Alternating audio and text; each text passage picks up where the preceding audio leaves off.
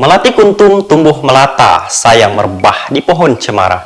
Assalamualaikum mulanya kata, saya sembah pembuka bicara. Nama diberi Sufyan Osman. Dalam video ini, saya akan mengulas tentang kesadaran masyarakat umum terhadap isu COVID-19 di negara ini. Secara umumnya, kita semua tahu bahwa pandemi COVID-19 merupakan pandemik penyakit coronavirus 2019, yaitu COVID-19 yang telah melanda di seluruh dunia, sehingga menyebabkan saban hari kita melihat sudah ramai yang telah terjangkit dengan virus ini. Pihak Kementerian Kesehatan Malaysia telah bertungkus lumus demi menangani virus ini daripada merebak kepada masyarakat, terutamanya di Malaysia, dengan cara menetapkan SOP yang sedikit sebanyak mampu mengurangkan kes jangkitan COVID-19 daripada terus merebak dalam kalangan masyarakat di Malaysia. Sanglang di Perlis dan juga kluster di negeri Sarawak baru-baru ini.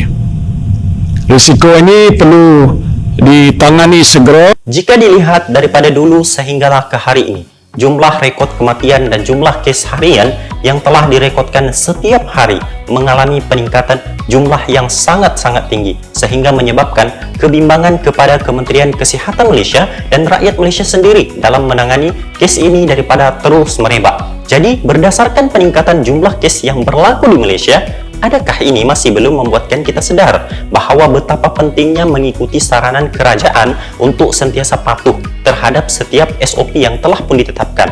Hal ini bukan untuk menghadkan hak kita sebagai rakyat Malaysia, tetapi sebaliknya, ini adalah berkaitan kesihatan dan nyawa kita sebagai masyarakat dalam menyelamatkan diri kita daripada jangkitan yang sudah jelas akan meragut nyawa diri kita sendiri dan orang-orang di sekeliling kita.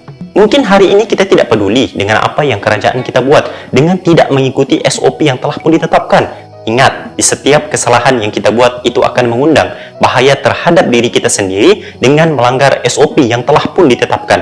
Ramai di antara kita yang sudah mula bosan dan tidak peduli dengan saranan kerajaan untuk terus mematuhi SOP yang telah pun ditetapkan karena menganggap COVID-19 yang berlaku pada hari ini bukanlah suatu perkara yang besar dan tidak perlu dirisaukan. Sebagai contohnya, sudah ramai yang tidak memperdulikan penjarakan sosial, tidak menggunakan pelitup muka, berkunjung ke tempat-tempat yang sudah jelas akan menyebabkan wujudnya klaster baru. Memang hakikatnya kita gembira di luar dengan tidak mengikuti SOP yang ditetapkan. Tetapi persoalannya, pernah ataupun tidak kita berpikir, siapakah di sebalik kegembiraan dan kesenangan yang diri kita rasai di luar tanpa memikirkan siapakah yang berperang membebaskan jangkitan COVID-19 yang berlaku di negara ini? Hasil kesenangan yang masyarakat di luar rasai pada hari ini, karena itu semua hasil tanggung jawab dan amanah yang diberikan kepada mereka.